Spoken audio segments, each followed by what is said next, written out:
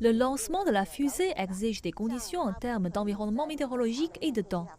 Il ne peut pas se faire pendant les orages et lors de fortes précipitations. Il doit éviter les vents forts, y compris le vent de surface et les courants d'air proches du sol. Quant aux typhons, notre modèle numérique peut les prévoir sur 7 à 10 jours. Mais il ne s'agit que d'une tendance.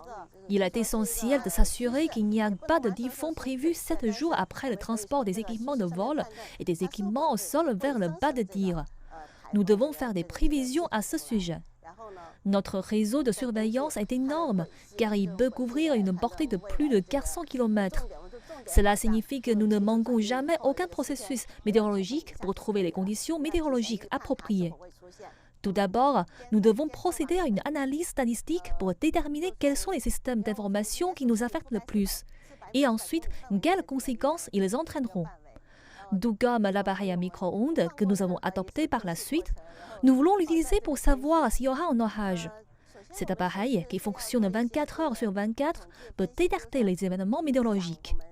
Dans le passé, nous utilisions des ballons sondes pour les prévisions météorologiques. Ainsi, nous avons non seulement augmenté la qualité de la surveillance, mais nous l'avons également remplacée par les installations les plus récentes.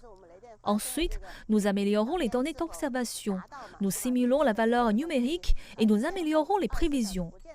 J'aime beaucoup ce travail. Je l'ai choisi dès le début. Je pense qu'il est très important pour ceux qui sont à ce poste ou non, car c'est le dernier point de contrôle pour nous avant la décision de procéder ou non au lancement.